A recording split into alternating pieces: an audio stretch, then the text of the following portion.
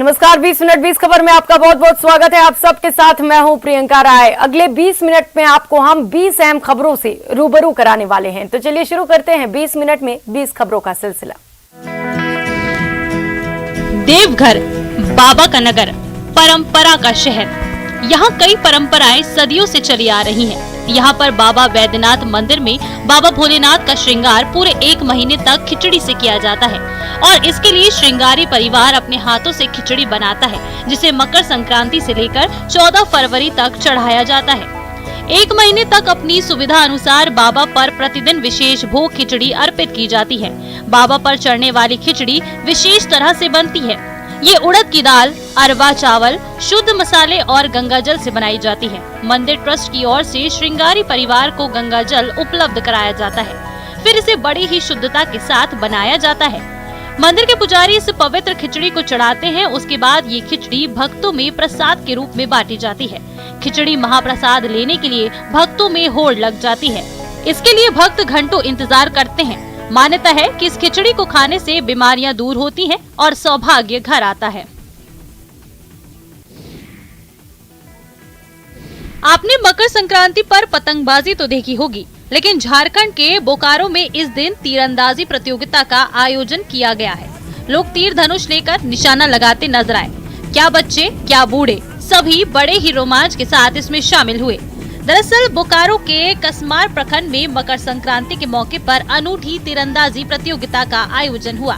ये प्रतियोगिता ना तो मेडल के लिए, ना ट्रॉफी के लिए और ना ही नकद इनाम के लिए होती है। ये प्रतियोगिता होती है तो सिर्फ 1 एकड़ जमीन के लिए। इसमें विजेता को 1 वर्ष के लिए करीब 1 एकड़ जमीन खेती के लिए उपहार में दी जाती है। दशकों से चली आ रही ये परंपरा बेजा बिंदा के नाम से जानी जाती है। करीब 100 साल पहले इस अनूठी परंपरा की शुरुआत की गई थी। प्रतियोगिता में प्रतिभागी केले के थंब पर निशाना साधते हैं। पहला निशाना लगाने वाला विजेता होता है।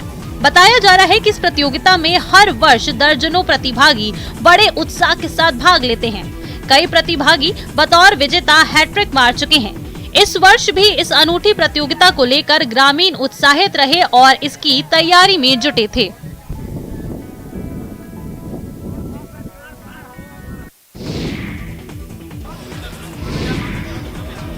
रात का मंजर, जहां तक नजर वहां तक रोशनियों का नगर। आसमान में एक से एक अनोखे नजारे, लेकिन रंग बिरंगे आतिशबाजी देखकर कंफ्यूज मत होइए। तस्वीरें ना तो दीपावली के हैं और ना ही क्रिकेट में मिली जीत के जश्न को दुगना करने के लिए यहाँ पटाखे फोड़े जा रहे हैं, अनार छोड़े जा रहे हैं। लेकिन ये क्या, हवा में इठलाती बलखाती पतंगे कहाँ से आ गयी? मकर संक्रांति पर दिन में तो खूब पतंगबाजी होती है। लोग अपने घर की छत पर मैदान में जमकर पतंगबाजी करते हैं, लेकिन हैदराबाद के बेगम बाजार में रात के समय लोग पतंगबाजी का शौक पूरा करते हैं। पतंग जिस तरह से गुजरात में उड़ाते, राजस्थान में उड़ाते, आंध्र प्रदेश में उड़ाते, मुंबई में उड़ाते, उसी तरह से हैदराबाद में भी पतंग जिस तरह से उड़ाते, मुझे लगता है कि देश भर में इस तरह का ये जो माहौल है हमें देखने को नहीं मिलता।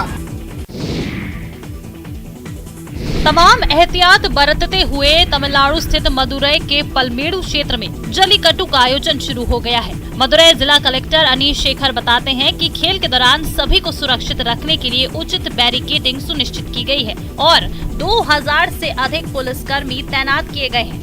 आपको बताते चले कि पोंगल के त्योहार के दौरान विशेष रूप से तमिलनाडु में मवेशियों की पूजा की जाती है। इसमें जल्लीकट्टू के नाम से एक आयोजन आकर्षण का केंद्र रहता है। जल्लीकट्टू के खेल में एक सांड को भीड़ के बीच छोड़ दिया जाता है। इस खेल में वहां मौजूद खिलाड़ी अधिक से अधिक समय तक सांड के कुबड़ को पकड़कर उसे काबू करने की कोशिश करते हैं। आपको बताते चले कि मदुरई के 3 गांवों में जल्लीकट्टू का आयोजन किया जाना है। 16 जनवरी को पलमेड़ु और 17 जनवरी को अलंगनालुर में जल्लीकट्टू खेला जाना है। इसके पहले जिला प्रशासन ने कोविड-19 को फैलने से रोकने के लिए दिशा निर्देश जारी किए थे। गाइडलाइन के अनुसार सांडों को काबू करने वालों को 2 डोज वाले कोरोना टीकाकरण प्रमाण पत्रों के साथ अपनी फोटो जिले की आधिकारिक वेबसाइट पर अपलोड करनी होगी। जल्लीकट्टू आयोजन से 2 दिन पहले कोविड नेगेटिव प्रमाण पत्र भी पेश करना होगा। ये वो दरबार है जहाँ हमेशा रहमतों की बारिश होती है। यहाँ हिंदू, मुस्लिम, सिख, ईसाई सभी फैज पाते हैं। हजरत ख्वाजा गरीब नवाज की दरगाह में सभी धर्मों के लोग आते हैं। कहा जाता है कि ख्वाजा गरीब नवाज सभी की मुरादों पर मुहर लगाते हैं, तभी तो हर पर्व त्योहार पर लाखों जायरीन ख्वाजा साहब के दरबार में आते हैं।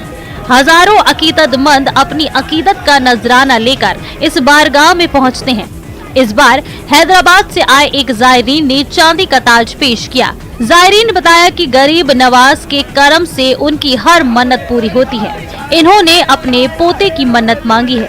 वैसे तो ये जायरीन हर साल गरीब नवाज की बारगाह में हाजिरी देने के लिए आते हैं, लेकिन इस बार उर्स की शुरुआत पर इन्होंने चांदी का ताज पेश किया। अजमेर पहुंचे हैदराबाद के जायरीन रफीक ने दरगाह पहुंचकर चादर और फूल के साथ ही चांदी का ताज पेश किया।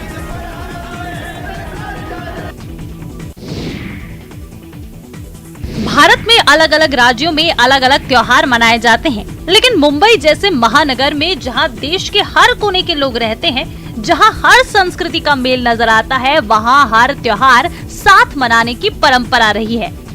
पोंगल सेलिब्रेशन की तस्वीरें मुंबई के सायन कोलीवाड़ा से आई हैं। यहाँ न सिर्फ उत्तर भारतीय बल्कि दूसरे धर्म के लोग भी पोंगल सेलिब्रेशन का हिस्सा बने। आपको बताते चले कि हिंदू धर्म में मकर संक्रांति के पर्व को बड़े उत्साह के साथ मनाया जाता है। मकर संक्रांति को दक्षिण भारत में पोंगल के रूप में मनाया जाता है। दक्षिण भारत में पोंगल का त्योहार सबसे प्रमुख है। भगवान सूर्य को समर्पित पोंगल 4 दिनों तक चलता है। भगवान शिव को योग का प्रवर्तक माना जाता है। देवाधिदेव महादेव की ये प्रतिमा योग के प्रति लोगों में प्रेरणा जगाने के लिए है, इसलिए इसका नाम आदि योगी है, यानी प्रथम योगी। तस्वीरें कर्नाटक की हैं। कोयम्बटूर में नदी हिल्स की तलहटी में मकर संक्रांति के मौके पर रविवार को आदि योगी शिव की 112 फीट ऊंची प्रतिमा का अनावरण किया गया। आदि योगी की प्रतिमा का निर्माण चिकबल्लापुर जिले के नंदी हिल स्थित ईशा फाउंडेशन परिसर में किया गया है। आश्रम की स्थापना भारतीय कला, संस्कृति और आध्यात्मिक परंपराओं को बढ़ावा देने के लिए की गई है। आदि योगी की प्रतिमा के अनावरण से जुड़े कार्यक्रम में ईशा फाउंडेशन के संस्थापक सदगुरु जग्गी वासुदेव की बेटी राधे जग्गी की भरतनाट्यम प्रस्तुति और केरल के अग्नि नृत्य थेयम का प्रदर्शन आकर्षण का केंद्र रहा। इस खास अवसर पर कर्नाटक के मुख्यमंत्री बसवराज बोमई, राज्य के स्वास्थ्य मंत्री के सुधाकर और प्राथमिक और माध्यमिक शिक्षा मंत्री BC नागेश भी उपस्थित थे।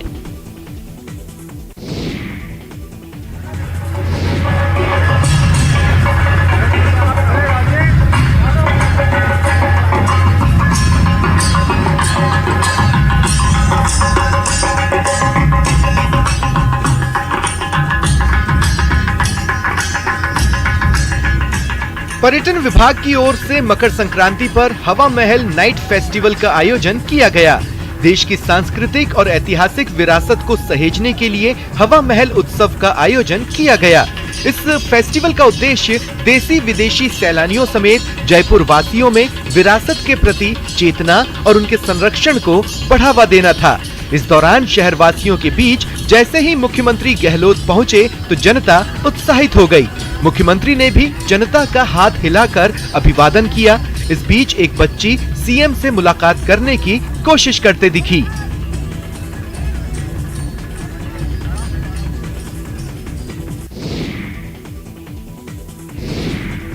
ये मुखौटा नृत्य इसलिए ताकि लोगों के रोग कलेश नष्ट हों, देवों की कृपा बनी रहे, प्रगति का मार्ग प्रशस्त होता रहे। तस्वीरें बिहार के बोध गया की हैं। यहाँ विश्व शांति की कामना के लिए बौद्ध लामाओं ने मुखौटा नृत्य किया। इसे बौद्ध लामाओं के द्वारा देव देवियों, दैत्यों और जानवरों का मुखौटा और पारंपरिक परिधान धारण कर किया जाता है। भूटान में मान्यता है कि इस डांस को देखने मात्र से सभी प्रकार के पापों का नष्ट हो जाता है। मुखौटे नृत्य में भूटान की संस्कृति की झलक देखने को मिलती है। 3 दिवसीय मुखौटा डांस शुरू होने से पहले लामाओं को इसका प्रशिक्षण दिया जाता है, जो पारंपरिक वाद्य यंत्र वादन के बीच मुखौटा धारण कर डांस करते हैं। इसका प्रशिक्षण भूटान के अलावा सिर्फ बोधगया में ही दिया जाता है। इस तरह के डांस का प्रचलन भूटान के अलावा भारत के लद्दाख और अन्य देशों में भी है। इसका आयोजन भूटानी कैलेंडर के अनुसार निर्धारित तिथि को किया जाता है।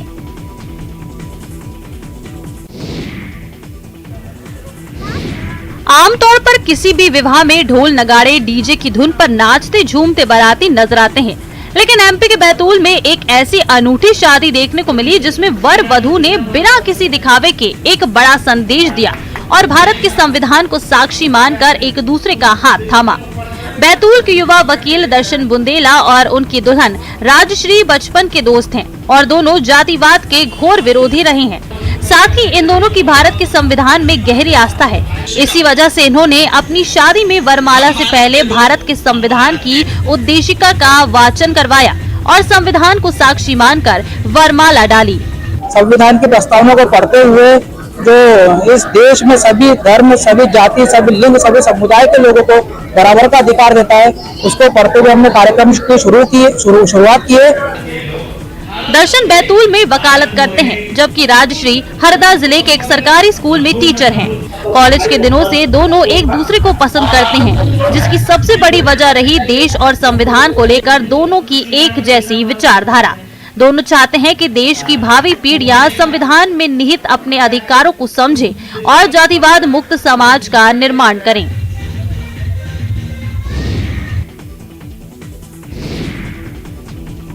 आपने आदमखोर बाघों के बारे में सुना होगा, लेकिन क्या कोई बिल्ली भी नरभक्षी हो सकती है? हैरान हो गए ना? उत्तर प्रदेश के झांसी जिले में ऐसा ही एक अजीबोगरीब मामला सामने आया है, जिसके बाद इलाके में सनसनी फैली हुई है। यहाँ एक मुस्लिम परिवार के 2 महीने की बच्ची लापता हो गई है, जिसके बाद मासूम की मां ने दावा किया है कि इलाके में एक नरभक्षी बिल्ली घूम रही है जो मासूमों का शिकार कर रही है। इस वारदात के बाद गांव में सनसनी फैली हुई है। दरअसल पूरा मामला झांसी जिले के पूछ थाना क्षेत्र के अंतर्गत नई बस्ती मोहल्ले का है, जहां के रहने वाले नसरुद्दीन के परिवार में 2 महीने पहले बच्ची का जन्म हुआ था। मासूम की मां रिजवाना का कहना है कि बच्ची को 1 साल के बेटे के साथ घर में लगे बिस्तर पर लिटाकर किसी काम से वो बाहर चली गई थी, लेकिन जब वापस आकर देखा तो उसका कहीं अता पता नहीं था। रिजवाना ने इसकी सूचना परिजनों को दी। परिजनों ने पहले तो काफी देर तक उसको तलाशा, लेकिन जब पता नहीं चला तो पुलिस को सूचना दे दी गई। सूचना के बाद मौके पर पहुंची पुलिस ने डॉग स्क्वाड की मदद से भी तलाशी ली, लेकिन बच्ची का कहीं पता नहीं चला। इस सनसनीखेज घटना के बाद झांसी जिले के एसएसपी राजेश एस का कहना है कि जांच के लिए कई टीमें लगा दी गई हैं। त्रिपुरा की राजधानी अगरतला के चिल्ड्रंस पार्क में 6 से 23 जनवरी तक चलने वाला यूनिवर्सल एक्सपो परवान चढ़ चुका है। यहाँ लोग दूर दूर से खरीदारी के लिए पहुँच रहे हैं। किताबें, होम डेकोरेशन के आइटम्स, कपड़े, क्या नहीं है यहाँ। एक ही परिसर में जिंदगी की बुनियादी जरूरतों से लेकर शौक तक के तमाम सामान यहाँ मिलते हैं। होम डेकोरेशन के स्टॉल को ही देख लीजिए, जहाँ 200 से लेकर 1 लाख तक की कीमत का सामान उपलब्ध है। यहाँ पर हम चंडीगढ़ से आए हैं, हमने यहाँ फर्स्ट टाइम शो किया है और यहाँ का रिस्पॉन्स देखना है, अच्छा है या क्या बैड है, जो भी है। अगर अच्छा होएगा तो हम नेक्स्ट ईयर फिर आएंगे और इससे अच्छा सामान लेकर आएंगे। पूरा डेकोरेट होम डेकोर आइटम है हमारे पास, सब ग्रास में है, इसमें क्रिस्टल में है और हमारे पास 1 लाख से 200 तक की से वो है प्राइस। इस पर मैं आके बहुत अच्छा लगा। मैं 2 साल से आ रहे हैं, इधर रिस्पांस मेरे को बहुत अच्छा मिला। पुराना कस्टमर ही ज़्यादा आता है और स्टोन का बारे में सर्टिफिकेट के साथ हम देता है, एकदम 100% रिजल्ट आता है। सेना दिवस पर उत्तरी कमान ने उधमपुर के गवर्नमेंट डिग्री कॉलेज में military weapon and equipment display का आयोजन किया। यहाँ युद्ध में सहायक हथियारों और उपकरणों का प्रदर्शन किया गया। हथियारों का सैन्य प्रदर्शन स्थानीय जनता के दिल और दिमाग में राष्ट्रीय सुरक्षा के संरक्षण में गर्व और विश्वास की भावना पैदा करने का माध्यम रहा। सैन्य उपकरणों का एक दिन का प्रदर्शन लोगों को ये देखने का दुर्लभ अवसर देता है कि भारतीय सेना देश को सुरक्षित रखने के लिए कैसे काम करती है। युवाओं को उपकरणों और हथियारों से परिचित कराने के अलावा इस कार्यक्रम का मकसद युवाओं को भारतीय सेना में शामिल होने के लिए प्रेरित करना भी था। कार्यक्रम में सेना की तरफ से सैनिक ऑपरेशन का भी प्रदर्शन किया गया। एक हेलीकॉप्टर कार्यक्रम स्थल पर पहुंचा। सैनिक रस्सी की मदद से हेलीकॉप्टर से नीचे उतरे और दुश्मनों पर हमला किया। इसके जरिए दिखाया गया कि किस तरह से हमारी सेना दुश्मनों के नजदीक पहुंचकर अचानक से हमला कर उनका खात्मा करती है।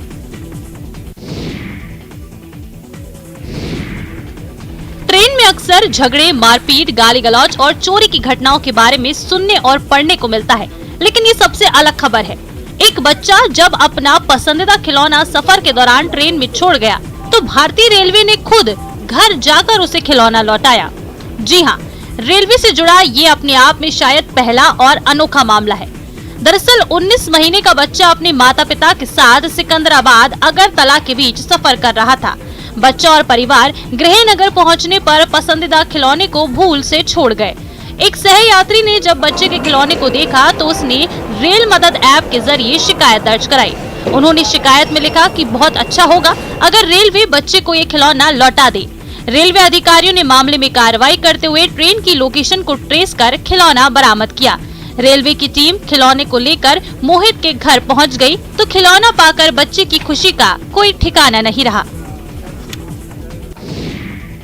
वो छू करके कैसा लगा, कैसी फीलिंग लगी कि आज मैंने हमारा માટે તો બહુ મસ્ત એક્સપિરિયન્સ છે, કારણ કે અમે લોકો એવું એક્સપેક્ટ કરીએ કે જ્યારે અમારે બરફને ટચ કર્યો ત્યારે અમારે શિમલા મનાલી જવાનું હોય। बर्फबारी के लुत्फ के लिए शिमला मनाली जाने की अब कोई जरूरत नहीं है। माउंट आबू अब शिमला मनाली का मजा दे रहा है। जी हाँ, माउंट आबू में सर्दी का 28 साल का रिकॉर्ड टूट चुका है। मकर संक्रांति पर जहां सूर्य के उत्तरायण होते ही तापमान में गर्मी आती थी, वहां बर्फ जम रही है। राजस्थान के एकमात्र हिल स्टेशन माउंट आबू में पारा -7 डिग्री लुढ़का हुआ है। इससे पहले साल 1994 में यहां माइनस में तापमान रिकॉर्ड दर्ज किया गया था। कड़ाके की ठंड के चलते जनजीवन अस्त व्यस्त है। लोग सर्दी से बचने के लिए अलाव का सहारा लेने को मजबूर हैं। आबू की वादियां सैलानियों से गुलजार हैं। जगह जगह सैलानियों की भीड़ देखी जा रही है। सैलानी अपने कैमरों में इन नजारों को कैद कर रहे हैं। माउंट आबू में नक्की झील पर सैलानी सूरज की पहली किरण को देखने के लिए आते हैं। अल सुबह से ही सैलानी सर्दी से बचने के लिए अलाव का सहारा लेते हुए भी दिखाई देते हैं। देश के खूबसूरत हिल स्टेशनों में से एक जम्मू और कश्मीर का गुलमर्ग इन दिनों सैलानियों को खासा लुभा रहा है। इसे धरती का स्वर्ग भी कहा जाता है। यहाँ सैलानी जमकर आइस स्केटिंग का लुत्फ उठा रहे हैं। We love Gulmarg. तो अभी आप स्की कर रहे हैं यहाँ? या सर, या ठंड में बहुत ही एंजॉय कर रहे हैं, बहुत ही मजा, मस्त मौसम में मस्त नजारे हैं। It's very like. तो आप क्या कहना चाहेंगे, अपनी व्यूज बताइए। ब्यूटीफुल गुलमर्ग। गौरतलब है कि गुलमर्ग के हरे भरे ढलान, बर्फबारी और खूबसूरत फूल पर्यटकों को आकर्षित करते हैं। बॉलीवुड के लिए ये एक खास जगह है। यहाँ पर कई बेहतरीन फिल्मों की शूटिंग भी हुई है। इस स्थान को पहले गौरीमर्ग के नाम से जाना जाता था। 16वीं शताब्दी में कश्मीर के शासक यूसुफ शाह चक ने इस स्थान का नाम बदलकर गुलमर्ग कर दिया। हिल स्टेशन के रूप में इसकी स्थापना साल 1927 में ब्रिटिश शासकों ने की थी। इसके अलावा अंग्रेजों ने यहाँ गोल्फ खेलने के लिए गोल्फ कोर्स का निर्माण भी कराया था।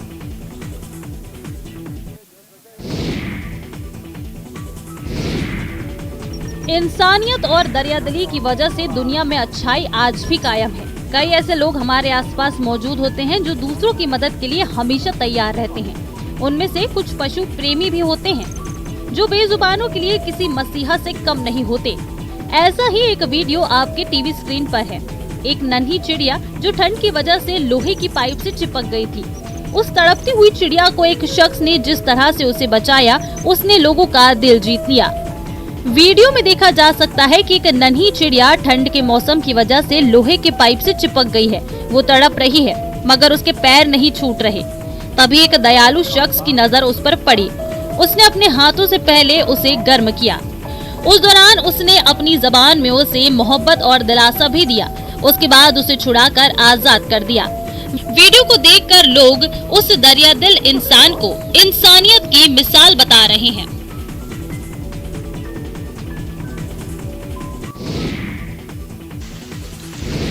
हजारों वर्षों से बाघ को सबसे मजबूत, सबसे बहादुर और आक्रामक माना जाता है, तभी इसे जंगल का राजा कहते हैं। लेकिन सोशल मीडिया पर एक वीडियो में बाघ की चालाकी पर बंदर की चाल भारी पड़ जाती है और उसे हार माननी पड़ती है। वीडियो में आप देख सकते हैं कि बाघ एक पेड़ पर बैठे बंदर का शिकार करने के लिए धीरे धीरे पेड़ पर चढ़ता है। बंदर को तब तक आभास नहीं होता, पर जब बाघ उसके कुछ करीब पहुंचता है तो बंदर भी ऊपर की ओर भागने लगता है। एक समय वो पेड़ की सबसे ऊंची टहनी पर जाकर बैठ जाता है। धीरे धीरे बाघ भी बंदर के बेहद करीब पहुंच जाता है। वो हाथ से झपट्टा मारने की कोशिश करता है तो बंदर टहनी पकड़कर झूल जाता है। बाघ उसे दबोचने की कोशिश करता है, तभी बंदर दूसरे पेड़ पर कूद जाता है और बाघ धड़ाम से नीचे आ गिरता है।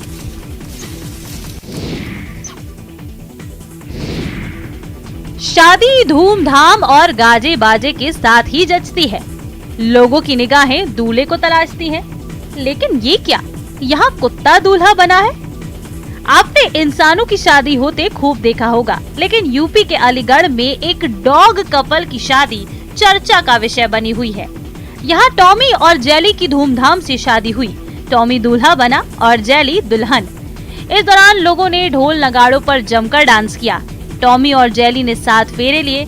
शादी पूरी तरह उसी तरह से हुई जैसे इंसानों की होती है। टॉमी और जेली की शादी मकर संक्रांति पर की गई। शादी का आयोजन बहुत धूमधाम से हुआ। जेली की तरफ से आए लोगों ने टॉमी की तरफ के लोगों को तिलक लगाए। ढोल नगाड़ों के साथ बारात शादी स्थल पर पहुंची। शादी में बाकायदा पूरे गांव में दावत दी गई। देसी घी का खाना परोसा गया, जिसे आस पड़ोस के कुत्तों में भी बांटा गया। पंडित जी की मौजूदगी में टॉमी और जेली के 7 फेरे करवाए गए। छत्तीसगढ़ के दुर्ग में आयोजित पुष्प प्रदर्शनी लोगों को खूब लुभाती नजर आई है। इस शो में 100 से अधिक प्रजाति के फूल और पौधों को रखा गया था। आयोजन के दौरान दुर्ग विधायक और महापौर भी पहुंचे। इस आयोजन का बच्चों और बड़ों ने जमकर आनंद लिया। विधायक जहां अपना स्केच बनवाते दिखे तो वहीं सेल्फी जोन में लोगों ने अपने परिवार के साथ जमकर फोटो खिंचवाए। अधिक भीड़ होने के चलते डॉक्टर राजेंद्र प्रसाद पार्क के फ्रंट गेट को बंद कर दिया गया था। आयोजन के लिए पार्क के पिछले गेट को खोला गया था। यहाँ पार्किंग और दूसरी व्यवस्था को भी अच्छा किया गया था। गेट पर ही फूल और पौधों को बेचने वालों को भी जगह दी गई थी। गार्डन के अंदर फूल ही फूल दिखाई दे रहे थे।